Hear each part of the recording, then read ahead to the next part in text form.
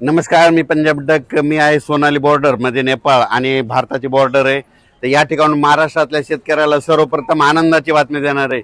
महाराष्ट्रातल्या सर्व शेतकऱ्यासाठी आनंदाची बातमी. या वर्षी महाराष्ट्रातल्या शेतकऱ्याची मिरगी पेर होणार आहे, म्हणून ही सर्वप्रथम शेतकऱ्यासाठी आनंदाची बातमी. राज्यात सांगायचं झालं तर 7, 8, 9, 10, 11, 12 जूनच्या दरम्यान राज्यात मोसमी पाऊस येणार आहे, म्हणून हा अंदाज महाराष्ट्रातल्या सर्व शेतकऱ्यांनी लक्षात द्यायचा. आजच्या कंप्लीट आज आहे 28 मे 2026. आजपासून कंप्लीट 9 दिवस शिल्लक राहिले शेतीचे कामे करण्यासाठी. शेतकऱ्याला विनंती की तुम्ही काय करा, या 9 दिवसामध्ये शेतीचे कामे करून घ्या, कारण की राज्यामध्ये 7, 8, 9, 10, 11, 12 दरम्यान मोसमी पाऊस बरसणार आहे, म्हणून हा अंदाज लक्षात घ्यायचा.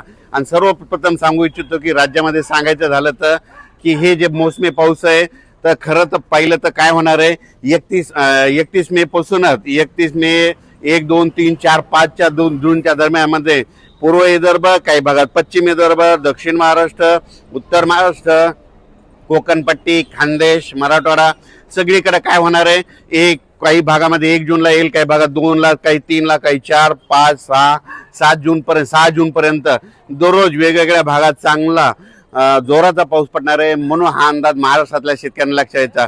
पण हे 6 जूनपर्यंत पाऊस पडल्याच्या नंतर त्याच्या पाठोपाठ लगेच मोसमी पाऊस येणार आहे आणि 31 आणि 1 तारखेला केरळमध्ये मान्सून दाखल होणार आहे आणि केरळमधून कंप्लीट 5 ते 6 दिवसामध्ये ते महाराष्ट्रात येणार आहे. म्हणून ही सर्वप्रथम महाराष्ट्रातल्या शेतकऱ्यासाठी आनंदाची बातमी. माझी सगळ्या शेतकऱ्याला विनंती, आजच्या कंप्लीट 9 दिवस शिल्लक राहिलेले आहेत. तुमचे कामं करण्यासाठी 9 दिवस आहे. तुम्ही शेतीचे मशागतीचे कामं करून घ्या, कारण की राज्यामध्ये पावसासाठी खूप पोषक वातावरण आहे.